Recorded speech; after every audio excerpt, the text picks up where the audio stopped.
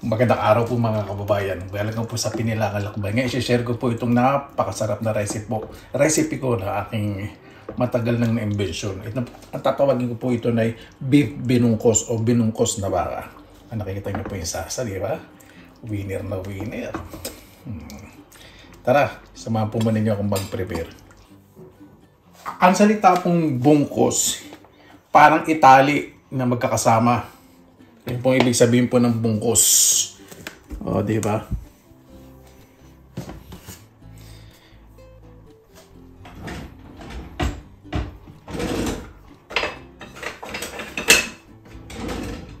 Ay, naka-on pa para. Okay, let's continue.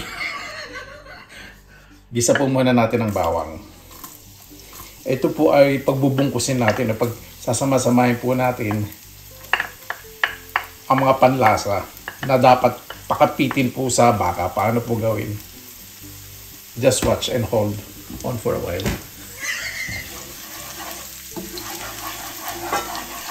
Sa bawat igisa po natin, ilalagay po tayo ng konting asin.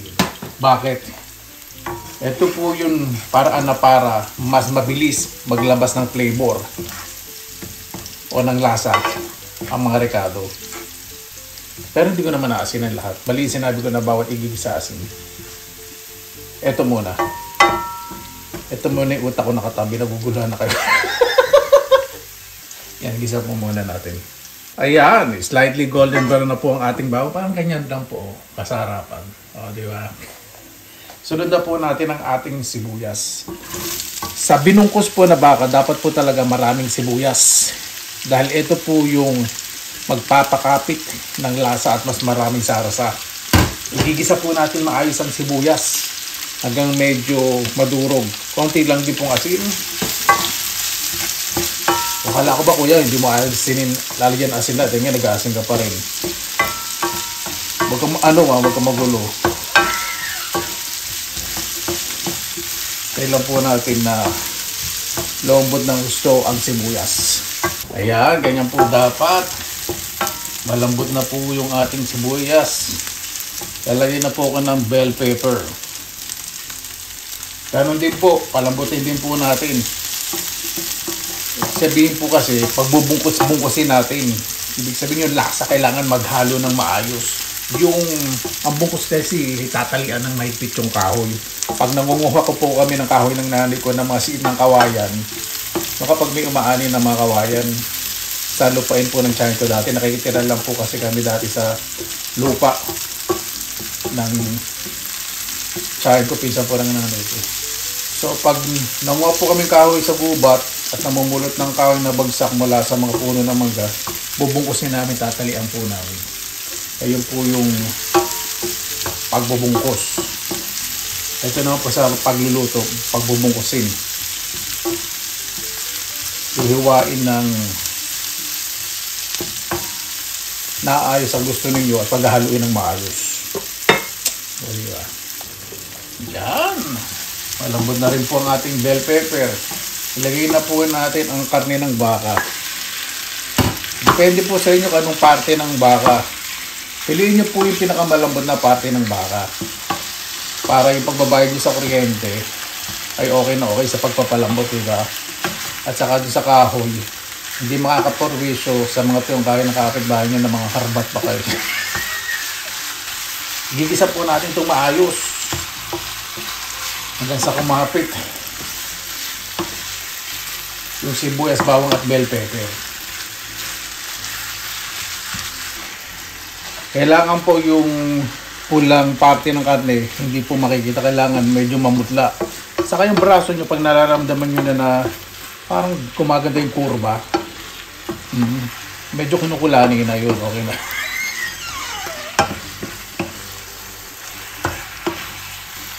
Yan, okay na po yan.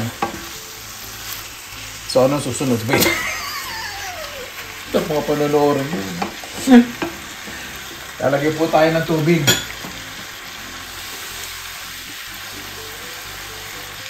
Normal na tubig po ilalagay natin. Anong normal, kuya? Hindi hindi mainit. Yan. Kailangan ba kuya mineral tap water o galing sa poso. Yung hindi ka matititano, aswang ka ganun. Di syempre malinis sa tubig, di ba? Huwag naman yung pagbukas ng gripo, ikulay kape na yung tubig, hindi naman ganun. Isipin nyo, total, lulutuin naman to eh. Hindi nyo alam yung mga residue nyo, yung mga kalawin nyo kakapit sa bituka ninyo. Di ba? Naku, wag nakaburaraan. Kailangan practicein nyo ang kalinisan sa pagluluto. Dahil yan, lalamunin nyo mamaya. Pagsasaluhan po nyo. Pakuluan lang po natin to. Hanggang sa lumambot po ang baka. Pag nararamdaman po ninyo na malambot ng pakaramdam malambot na po yung baka. Sa mga nanay po, kapag mayroon po kayong mga estudyante, parang awa ninyo na po, huwag muna pa kayong makipagdalahiraan, makapag-gismisan o makapaghuntahan kung magluluto kayo ng baka. Dahil kapag minadali nyo, Diyos ko, anak nyo, pag pumasok sa eskwela, baka nginunguya pa rin yung baka. At hinging kaklase, wow, may bubble gum ka. Lagay po tayo ng konting toyo. Diba? Haluin po natin mabuti. At sunod na po natin ang kamatis. Diba? Kaiba po talaga niluluto po natin eh. Marami po akong mga invention na luto na masasarap. Kaya lang, inisip ko po yung mga pangalan. Katulad po yung mga pinaputokan, di ba? Ako po napausunod sa YouTube. Alam po ba niyo? Pinaputok ang baboy. Ginagawan lang ng ibang pangalan ng iba. Di ba? Sabi, parang bitter ano. Pinaputok ang baboy, yung bubusan ng mainit na matika. Hello! Ako po nagpapatrending noon. Talagang inangkin. Hindi kailangan i-share. Kaya pa natin mga idea natin. Yan. Pakuluan lang po natin to ng mabuti hanggang sa maduro po ng gusto ang kamatis. Diba? Malambot na po yung kamatis pero hindi ko po muna hahaluin. Mamaya po. Lagyan po muna ako ng paminta. Ngayon haluin ko na. Mamaya daw hahaluin ko. Ayan, ang lambot na ng kamatis. Ayan lang po natin. Gusto ko po yung dahan-dahan na lumambot at lumasa sa karne ang kamatis. Maglalagay po kayo ng kamatis kapag malambot na po yung karne. Huwag niyo po ilalagay ang kamatis pag hindi pa malambot ang karne dahil mas matatagalan lumambot ang karne. Siyempre, para mas maganda ang kulay ng ating sarsa, lalagay po ka ng paprika powder. Haluin ko po. Tinapan ko lang dahil isang kamay ko ay walang paglalagyan ng takip. Ito explanation. Haluin po natin mabuti. Napakabango ng amoy. Yan. Hintayin lang po natin talagang madurog ng gusto ang kamatis. Ayan. Durog na ang kamatis. O, di ba? Papalambot po talaga ng baka, dapat dahan-dahan lang. Lalagay po ako ngayon na ginayat na carrots para yung asim o yung acidity ng kamatis mabalansa ng sweetness ng carrots. Lagyan po natin mabuti na po. Pakasarap po nito. Diba? Parang spaghetti sauce na siya. Hindi naman. Wait na lang. Kasi walang gano'n. Walang basagan ng trip.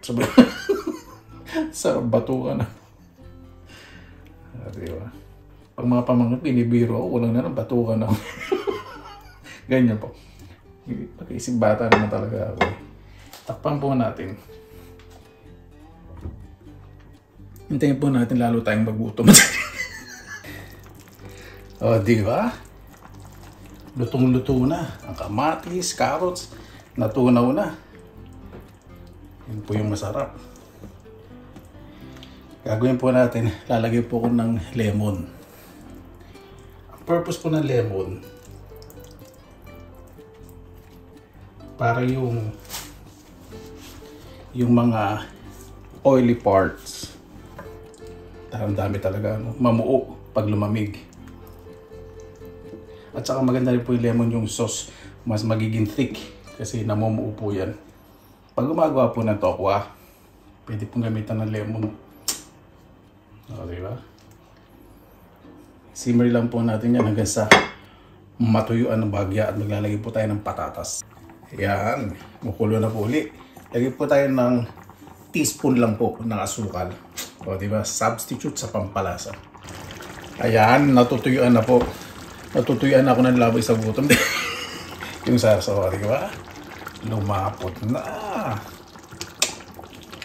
Lagay na po natin ng patatas. Ang patatas makakatulog din po yan sa pampalapot ng karne. Kung gusto nyo rin pong gayatin. Kasi yung starch na lumalabas po dyan. Lagyan po natin ng maayos. O, diba? At maglalagay po ako ng spring onion o yung chives, yung pinong-pinong murang sibuyas. Kapag hinanda po ninyo sa handaan po ito, winner na winner po kayo. Hindi po masyadong complicated. Yun nga lang, huwag muna kayo makapagdalahiraan o makipag-chismisan o makapagmaritesan. Kailangan po itong bantayan sa pagluluto. Pwede na kayo mag-GC. Tapos tumabi kayo sa niluluto nyo. Diba? Huwag mo naman nalakas ang bunganga ninyo pag nagluluto kayo. Hindi nyo maririnig na niluluto nyo, natutuyuan na pala. Malakas pa yung bunganga nyo kasi sa pagkulo ng niluluto ninyo. Diba? Kumukulo na dugo ninyo, hindi nyo alam. Yung kung pinakukulaan ninyo, natutuyuan na. Diba? Ang ganda po na sarsa. Oh? Parang may liver spread. Gala po yan. Siyempre pinakita ko yan, wala naman. Ano ba nangyari? Lagay lang po natin sa medium heat at palambutin po natin. Ayan, naglalamig na ako sa guto. Luto na po yan. Kapag nakita nyo na po na nakabalanda na po yung matutulis ng uso sa bintana, sa bintana. Umarites, luto na po ang inyong niluto. Ibig sabihin, di ba? Makikita ang halian ng mga aswang. Yan, ready na po. Kain na po tayo. Mabuhay yan. Maraming salamat po sa Panginoon. Kasama-sama na naman po tayo na kayo safe po ang lahat. Bago po tayo isa, pasalamatan po muna natin ng Panginoon. Panginoon, maraming salamat naman po sa araw po na ito. Naway ang bawat isa po safe, lalo na po yung mga lalayo sa kanilang mga mahal sa buhay. Mga may pinagdaraanan po ng physical, emotional, at mental. Naway gumaling po lahat. Kaya na po bahala po sa amin. Sinusuko na po namin sa inyo sa kanila ni Jesus. Amen. Alam niyo po yung pakaramdam na gutang na nalamig. Namin po natin ay pineapple juice.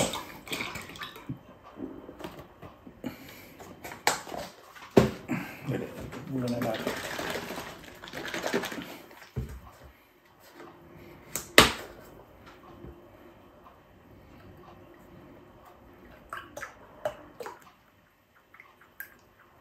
Yan.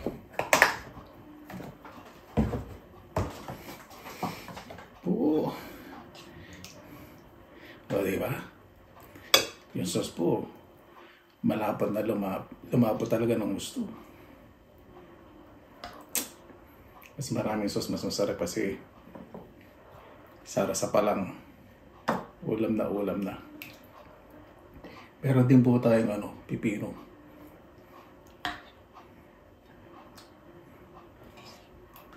Sarap tingnan. Gusto na natin ng patis na may sili. Gusto na natin ito. Yan, para maganda laban natin.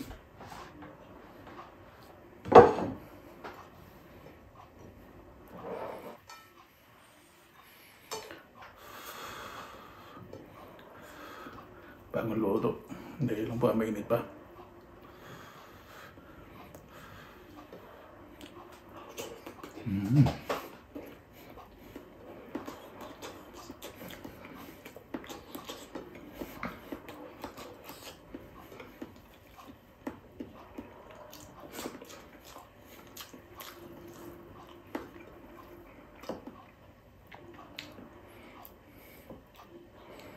Para po siyang lasa po nito. Parang may shadow, may nodor sa shadow.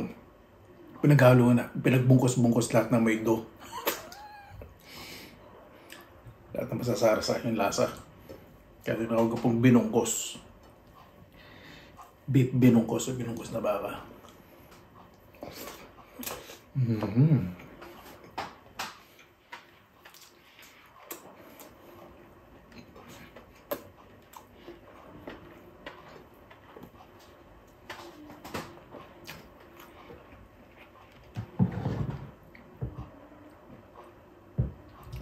Napakasarap, sobrang lambot. Yan po kahit, mainit. Kahit kamay lang, di ka? Isang kamay lang.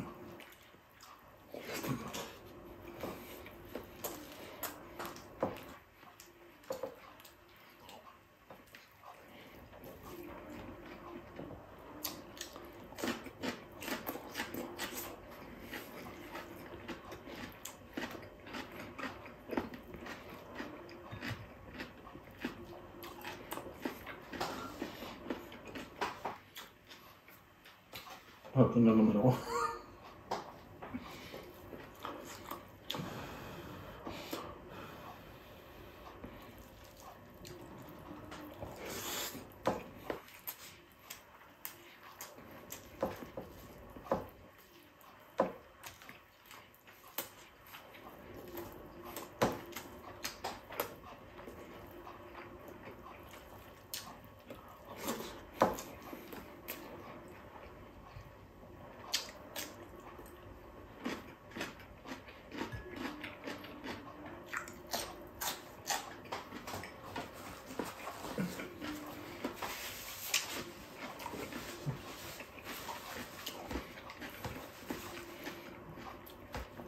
Napakasarap.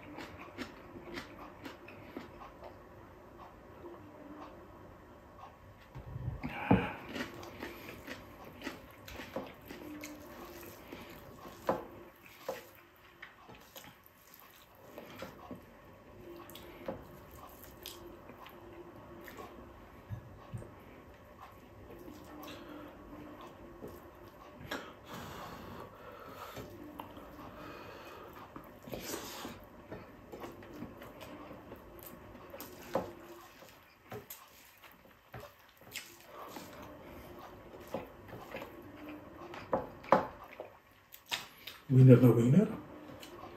Gusto ko yung patatas. Firm siya pero malambot. Buo siya pero malambot. Hindi siya durog.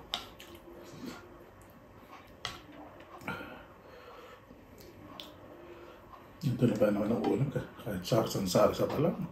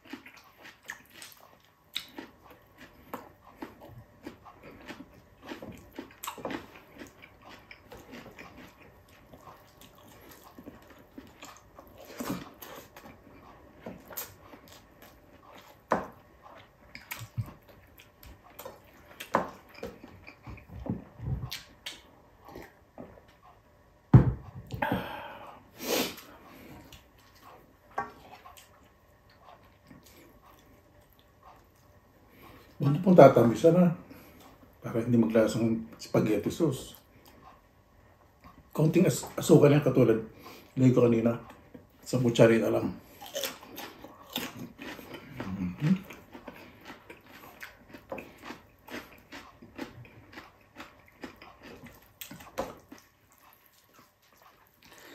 Ay, nawala na yung panlalamig ko.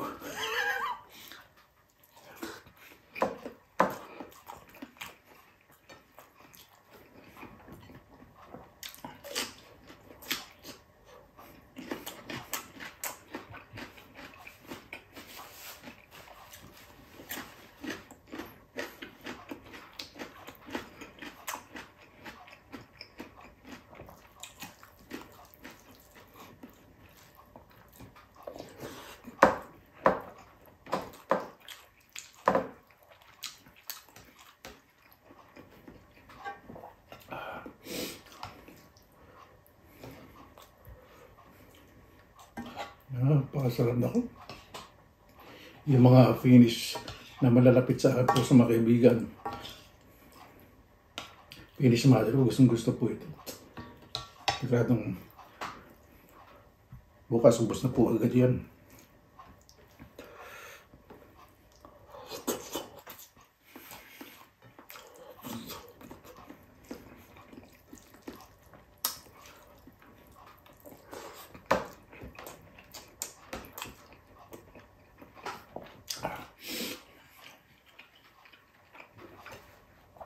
Ito po, tagot naman.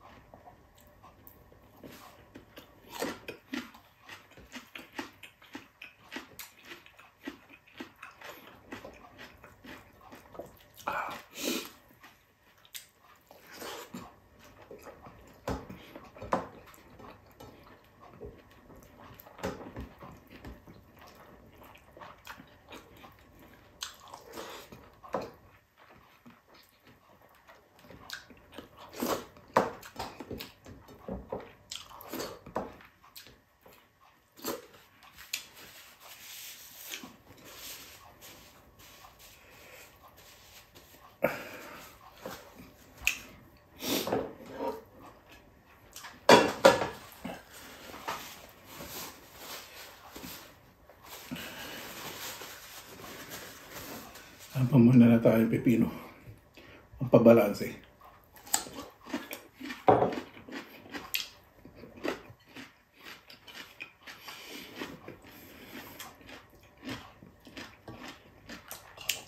Ang sarsa lang po, naku. Napakalaman itong maubos na kanin.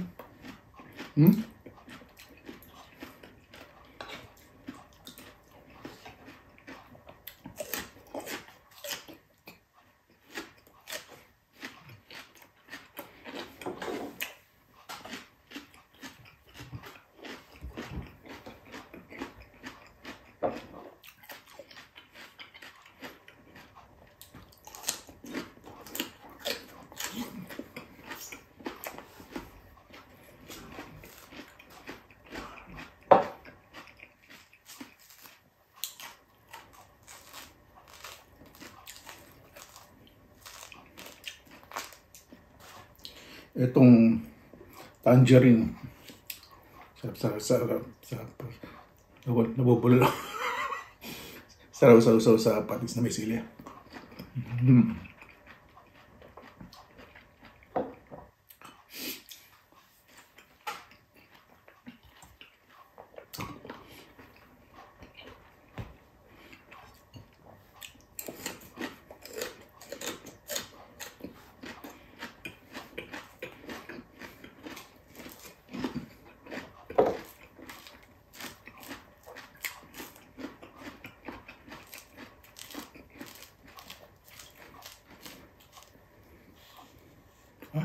Super dry ito.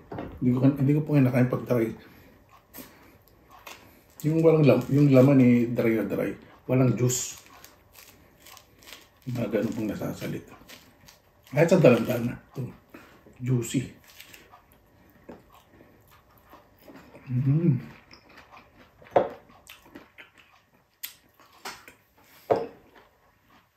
Isa pa.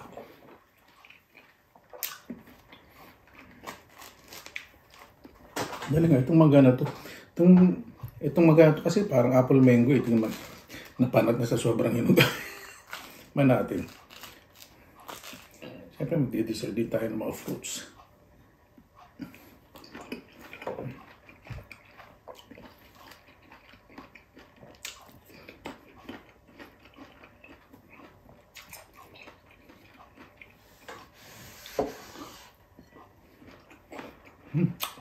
May darang maling ito. Tumulo pa sa santo ko. Liligo ko lang eh. Yung patis.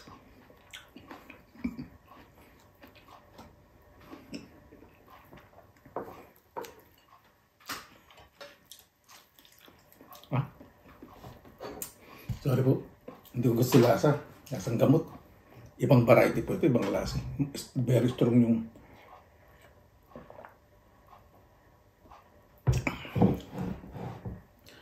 paano po bago tayo magtapos? Salamat na po muna natin ng Panginoon.